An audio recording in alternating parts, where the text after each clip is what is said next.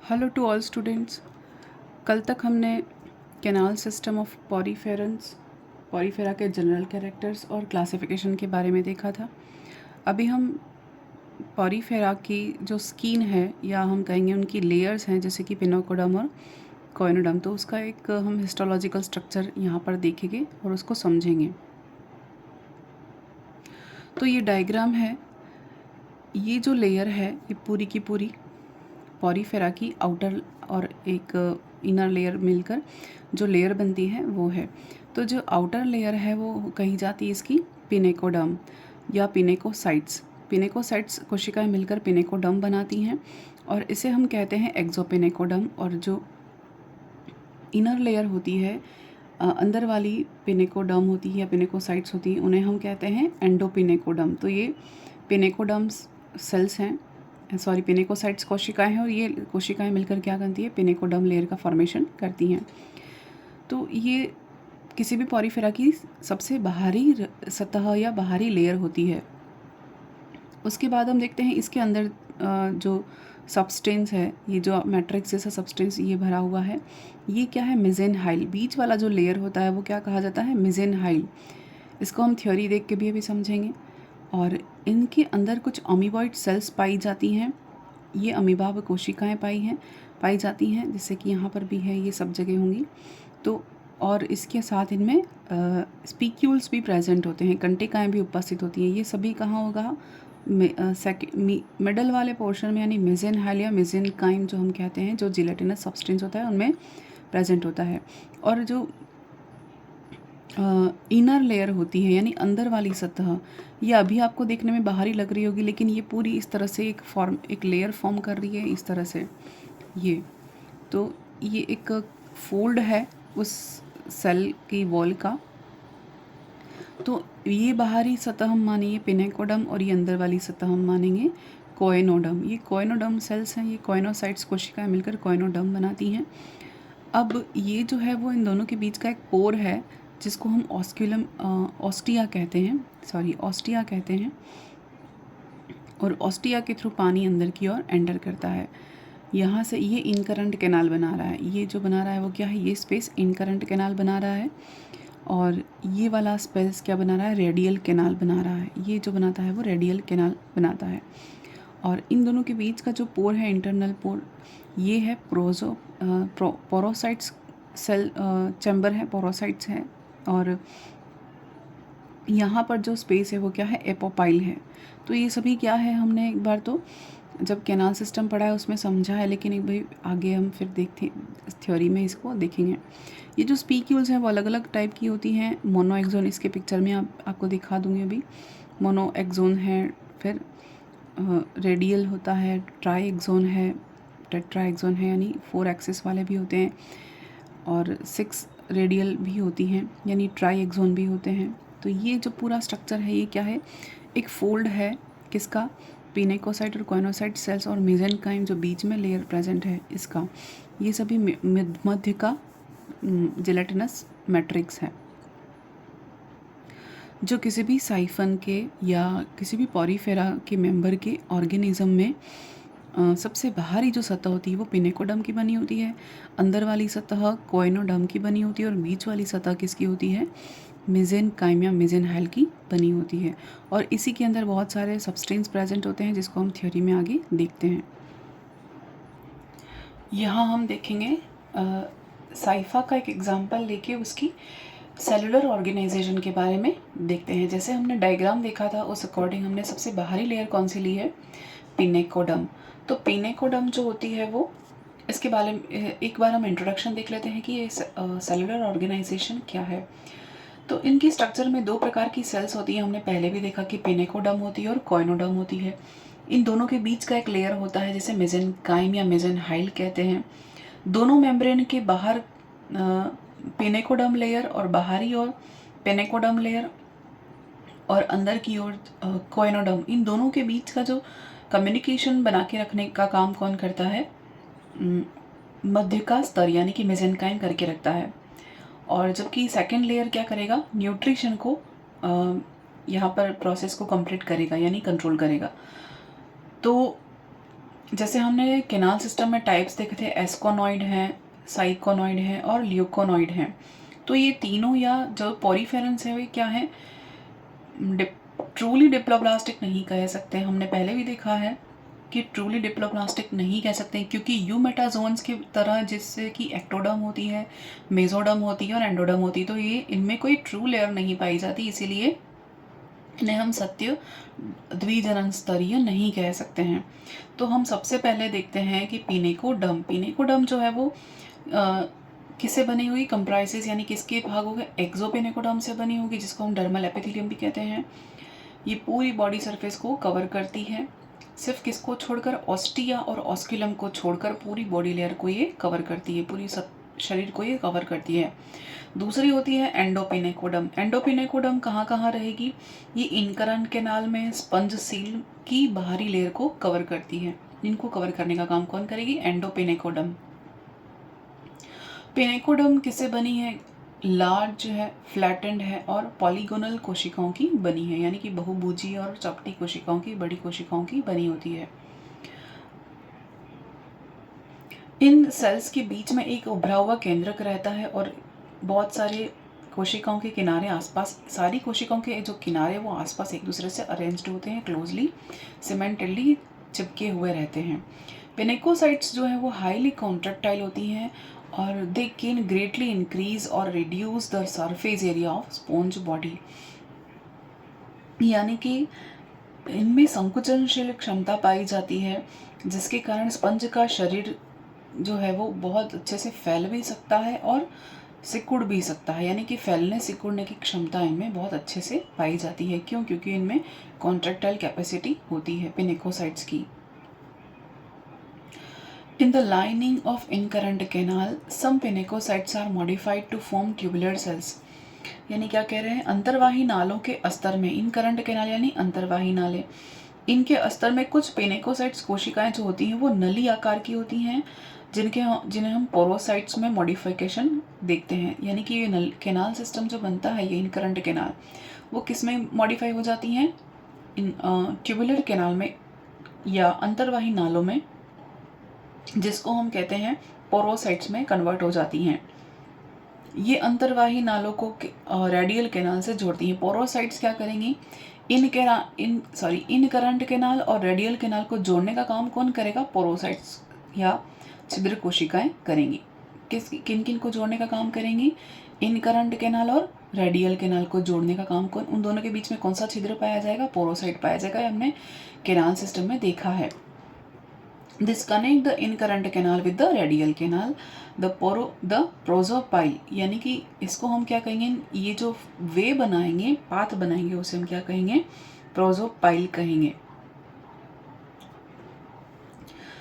Porocytes जो होती हैं वो पतली भित्ति की कोशिकाएं होती हैं, दोनों सिरों पर ओपन होती हैं, इनके बीच में एक केंद्रक होता है और साइटोप्लाज्मा प्रेजेंट होता है।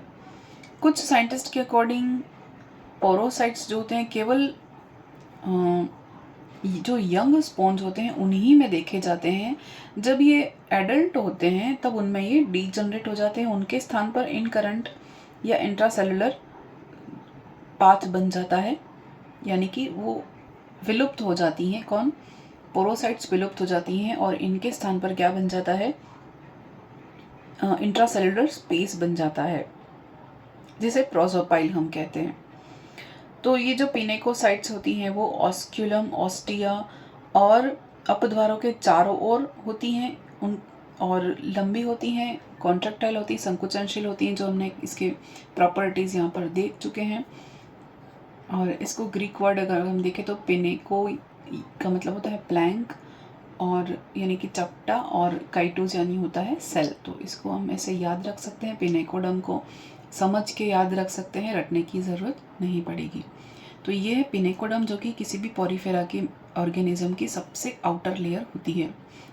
ट्रू लेयर नहीं होती है, लेकिन जो पिनेकोसाइट कोशिकाओं से मिलके बनी होती है, एक लेयर फॉर्मेशन होती है, इसीलिए इसको पिनेकोडर्म बोला है। अब हम देखते हैं कोएनोडर्म। कोएनोडर्म क्या है, इसी के अगर कंटिन्यू हम देखें पिनेकोडर्म में, तो इनके चारों ओर यानी ऑस्टिया के चारों ओर कुछ मायोसाइट्स कोशिकाएं या मायोसाइट सेल्स प्रेजेंट होती हैं, जो क्या करेंगी, जब पानी बाहर की ओर फोर्सफुली फेंका जाएगा तब ये कोशिकाएं स्फिंक्टर्स का फॉर्मेशन करती हैं और इन ऑस्टिया और ऑस्क्यूलम को ओपन करने और बंद करने के लिए रिस्पॉन्सिबल होती हैं, जो कि पिनेकोसाइट्स में ऑस्क्यूलम के चारों ओर प्रेजेंट होती हैं। अब हम देखते हैं कोएनोडर्म। कोएनोडर्म क्या है? कोएनोडर्म किसके साथ बना होता है? कोएनोसाइट्स कोशिकाओं से मिलके बना होता है, जो कि गैस्ट्रल एपिथेलियल होती हैं, जबकि पिनेकोडर्म कौन सी लेयर है? डर्मल एपिथेलियम है, और ये जो होती हैं वो कौन सी है? गैस्ट्रल एपिथेलियम है। It formed of flagellated collar cells और कोएनोसाइट्स। ये फ्लैजिलेटेड या कशाभिक कॉलर कोशिकाओं या कोएनोसाइट से मिलके बना होता है। कोएनो का मतलब होता है फनल और काइटोस यानी होता है सेल, तो इनका जो आकार होता है फनल शेप्ड होता है, इसलिए कोएनोडर्म कहते हैं इन कोशिकाओं को। द सेल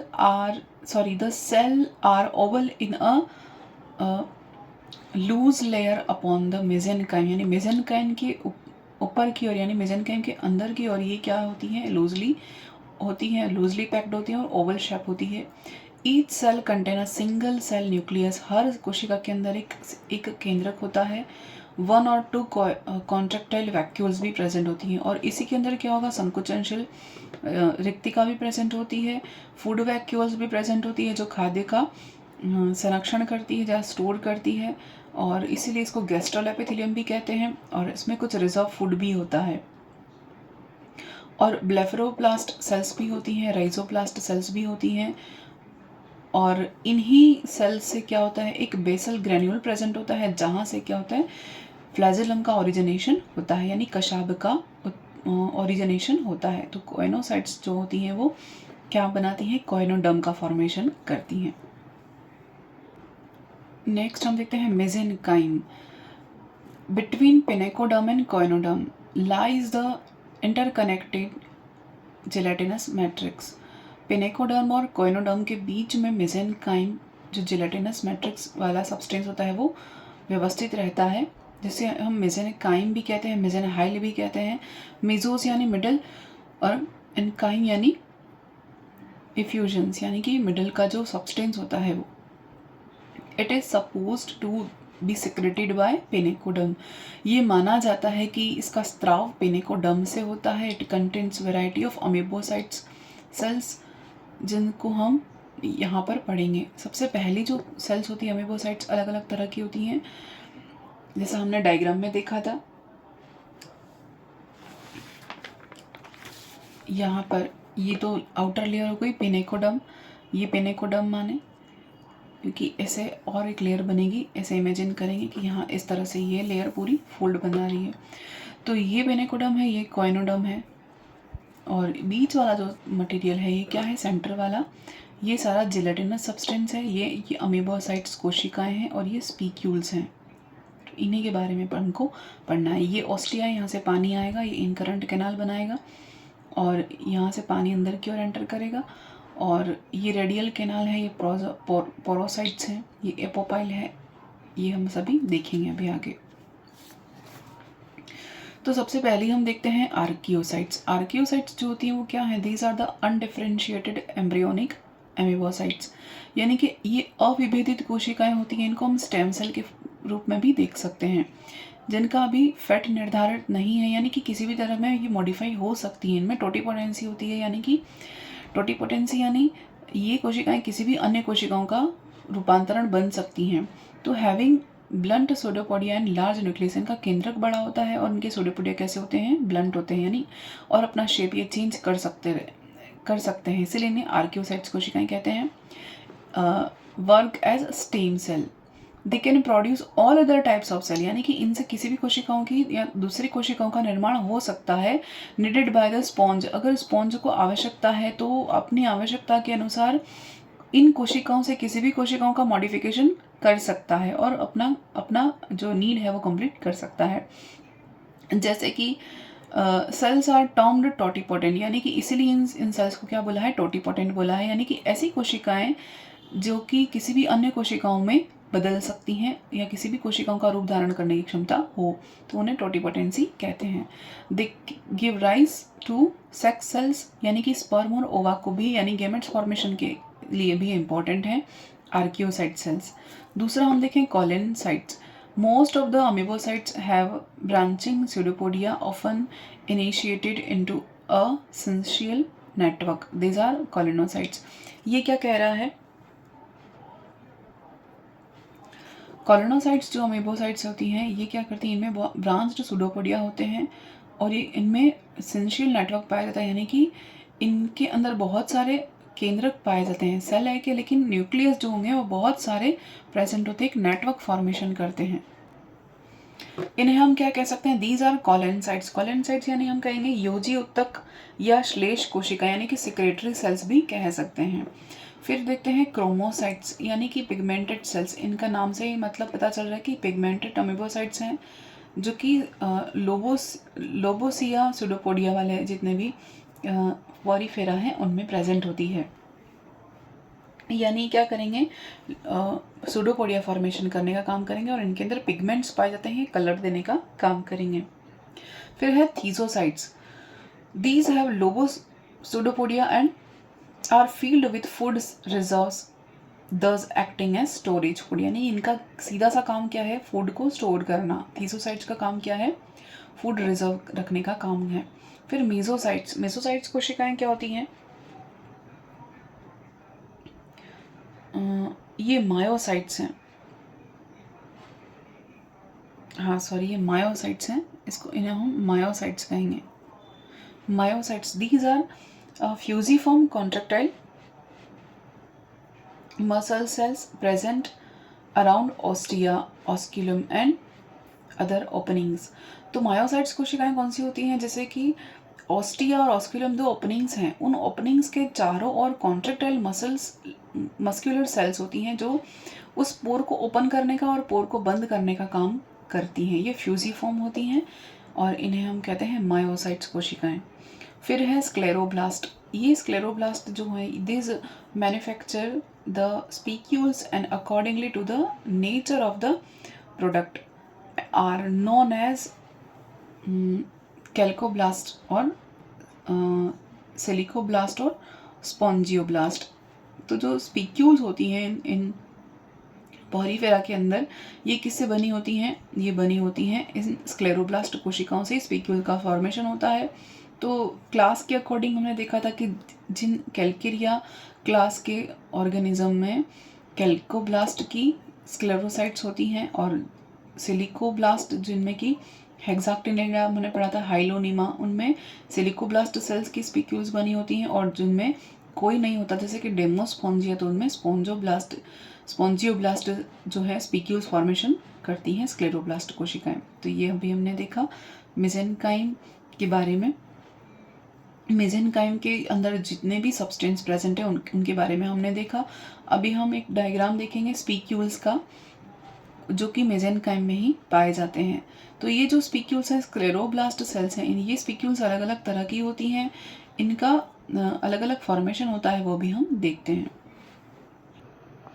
ये जो हम देखते हैं सबसे पहले तो ट्राई रेडिएट है, टेट्रा रेडिएट है, ये आपको अलग अलग शेप की एक्सोन्स या स्पीक्यूल्स दिख जाएंगे। मोनो एक्सोन्स हैं, फिर यूनी रेडिएट हैं, और ये डेवलपमेंटल दिखा रहा है कि किस तरह से एक स्क्लेरोब्लास्ट सेल से स्पीक्यूल का फॉर्मेशन होता है। ये पूरा फॉर्मेशन यहाँ पर शो कर रहा है और अलग अलग शेप की ये स्पीक्यूल्स बनती हैं, जैसे मोनो एक्सोन है, ट्राई एक्सोन है, टेट्रा रेडिएट है, ट्राई रेडिएट है, अलग अलग तरह की स्पीक्यूल्स का फॉर्मेशन ऐसे होता है।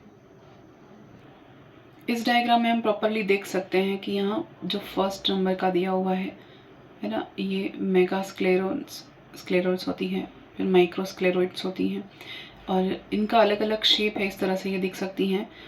मोनो एक्सोन्स हैं, फिर ट्राई एक्सोन्स हैं, टेट्रा एक्सोन्स हैं, ट्राई रेडिएट हैं, हेक्साक्टिनल हैं, पॉली एक्सोन्स हैं। तो ये सारे के सारे जो है वो स्पॉन्जिन फाइबर्स हैं, उनके अंदर प्रेजेंट रहती हैं। तो ये है स्पीक्यूल्स का डायग्राम। अभी तक हमने canal system, general characters, classification और इसका हिस्टोलॉजी, पॉरीफेरा की जो सेल वॉल है उसकी हिस्टोलॉजी हमने देखी।